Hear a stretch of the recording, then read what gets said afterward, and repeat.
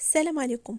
هاد الوصفة هادي لأي واحد كيعاني من السعال، كيعاني من الكحة، كيعاني من سيلان الأنف، يعني اللي عنده هاد الأعراض حاليا، أنه مريض بالنزلة ديال البرد. كما كنقولوا حنا ضاربك الرواح، ما عليك غير دير هاد الوصفة هادي. راه كتخفف على الواحد بزاف بزاف بزاف بزاف، وكتخليه الصحة ديالو تسترجع النشاط والحيوية ديالها. بفضل هاد الوصفة هادي زوينة بزاف، وإلا داومتي على هاد الوصفة هادي كل نهار ما تحتاج تشري لا دواء ولا دير حتى شي وصفات اخرين. ممكن تستعملها كل نهار 2 المرات في النهار، غادي تحصل على نتائج زوينه. غادي يمشي منك الرواح، غادي يمشي منك الكحه، غادي ترتاح بواحد الشكل اللي كبير بزاف بزاف. انا هاد الوصفه هي اللي نفعتني حاليا. ما شريت لا دواء لا والو، كنستعملها ولقيت عليها النتيجه زوينه بزاف. وندوز معكم المكونات ديالهم، راها ساهلين وبساطين ومفيدين للجسم بواحد الشكل اللي كبير كبير بزاف. هنايا كناخدو الليمون، البرتقال، اي نوع تاع البرتقال عندك، يعني الليمون سواء ديال العصير او اللي كناكلو عادي. المهم كناخدو برتقال، كنشدوه كنعصروه، كتاخدي واحد الوحده كبيره كتعصريها فقط، يعني ما كنحتاجوش كميه كثيره او لا بزاف د المكونات. كما كتشوفوا في هذه الوصفه هذه راها بسيطه وسهله بزاف بزاف ومفيده، وممكن كل شيء يشربها كبير وصغير. هنايا غادي نحاول نعصر هذا الليمون. يعني كل منطقة وكيفاش كيقولوا الليمون، الحامض، ماشي الحامض، البرتقال، حنا كنقولوا الليمون. نحاولوا نعصروا هذيك الليمونه مزيان مزيان. من بعد كناخذوا ثاني مكون معنا اللي هو الليمون الحامض، يعني باللغه العربيه الحامض، باش الناس ما يتلفوش وما يتخربقوش. كناخذوا ليمونه وحامضه، كناخذوا حامضه حتى هي كنعصروها. ما تكونش كبيره بزاف وما تكونش صغيره، بحال هكا متوسطه، حيت كما كتعرفوا ان الليمون كيكون كونسونطري يعني مجهد. حتى هي كنعصروا الليمونه الحامضه كامله عفوا. ما تخافوش، يعني تقولوا غادي يجيكم المذاق مجهد ديال الحامض، ما غاديش تقدروا تاكلوه، بالعكس الحامض راه زوين ومفيد للجسم مزيان. هنايا غادي نعصر هاد الحامضه مزيان. هيا غادي نخليو هاد الليمون وهاد الحامض اللي عصرنا على جنب، وغادي ندوزو لثالث مكون واهم مكون في هاد الوصفه هادي، هو الزنجبيل الاخضر. الزنجبيل الاخضر مفيد جدا جدا للجسم، صحي، يعني كيسخن الذات ديالنا، كيقوي المناعه. وكما كتعرفوا هو كيكون مجهد على اللي كيكون يعني يابس ومدقوق. هنايا كناخذوا واحد المورسو ماشي كبير بزاف، كنحاولوا نقيوه.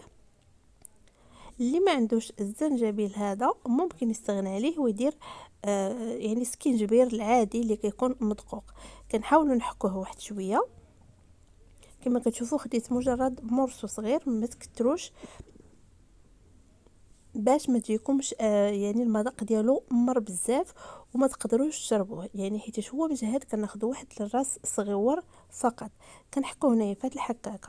من بعد كناخذوا واحد الكسروره صغيره، كناخذوا هاد الزنجبيل اللي حكينا كنديروه فيها، وكنضيفوا عليه الليمون والحامض اللي عصرنا. يعني الطريقه سهله والمكونات باينين وبساطين، وصفه ولا اروع، زوينه بزاف، احسن من مليون وصفه ممكن ديري. كما كتشوفوا كنضيفوا عليه هاد المكونات، وكنضيف القليل من الماء باش نخفف التركيز ديال هاد الوصفه هادي. كما كتشوفوا هنايا ضفت نص كاس ديال الماء. الا ما بغيتيش تضيفي الماء ممكن انك تزيدي تعصري ليمونه اخرى، يعني برتقاله اخرى، تعصري مثلا 2 باش يجيك هكا واحد الكاس كبير شويه ممتلئ. صافي، من بعد كنديرها فوق النار، كنخليها تغلي واحد شويه. شوفوا كيفاش ولا راه الدخان كيخرج منها. خليتها غلات واحد 5 دقائق باش يطلق هذاك الزنجبيل المكونات ديالو في هذه الوصفه هذه. يعني ضروري يغلى واحد شويه باش نستافدوا من المكونات اللي فيه. من بعد كنصفيوها وكنشربوا هذاك الكاس في وسط النهار او لا في الليل. يعني من الاحسن انك تشربيه في الليل قبل ما تناسي، راه كيعطي واحد النتيجه زوينه وكيخفف على الواحد واحد الشكل اللي كبير كبير بزاف. ووصفه اللي زوينه والله، كنصحكم انكم تستعملوها. اي واحد كيعاني من الرواح حاليا، من نزلة البرد، يعني كنصحوا انه يدير هذه الوصفه هذه. ومكون اخر اللي غادي نضيفه لهاد الوصفه اللي هو معلقه من العسل الطبيعي. يعني الا كان عندك العسل الطبيعي من الاحسن انك تضيفي واحد الملعقه لهاد المكون، كتزيدي فعاليه اكثر لهاد الوصفه هذه اللي غادي تستعمليها. يعني لا عندك العسل الطبيعي من الاحسن انك تضيفيه.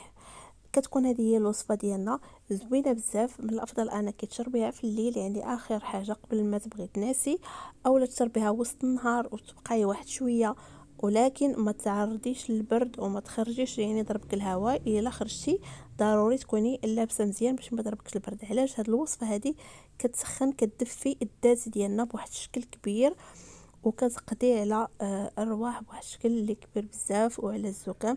كنصحكم انكم تستعملوا هذه الوصفه، راها زوينه وسهله. كذلك راه ممكن ياخدها الكبار والصغار، ما ليها حتى شي ضرر.